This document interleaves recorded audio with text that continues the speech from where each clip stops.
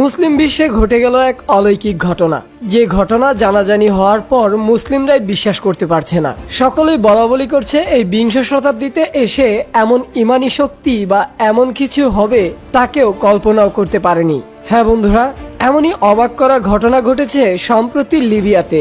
একজন লিবিয়ান যুবক, তার নাম আমির, সৌদি আরব যাচ্ছিলেন হজ করার উদ্দেশ্যে। যেইমাত্র সেই এয়ারপোর্টে পৌঁছালো, তার নাম নিয়ে নিরাপত্তা সংক্রান্ত সমস্যা দেখা দিল।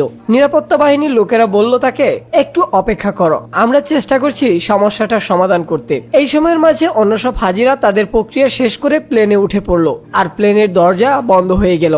কিছুক্ষণ পর সমস্যাটি ঠিক হলেও পাইলট দরজা খুলতে রাজি হলো না। প্লেন চলতে শুরু করলো এবং আমেরকে ফেরেই উপরে উঠে গেল। সেই সময় আমেরের মন একেবারেই ভেঙে যায়। অফিসাররা তাকে সান্ত্বনা দিয়ে বলল, মন খারাপ করো না, হয়তো এটা তোমার কপালে ছিল না। কিন্তু আমের ছিল অটল বিশ্বাসে ভরপুর। সে বলল, আমার নিয়ত হজের, ইনশাল্লাহ আমি যাবই। এরপরই হঠাৎ খবর এলো প্লেনটিতে যান্ত্রিক সমস্যা হয়েছে এবং তারা ফিরে আসছে। প্লেনটি ফিরে এলো, মেরামত করা হলো, তবুও পাইলট আমেরের জন্য দরজাটি খুলতে রাজি হলো না।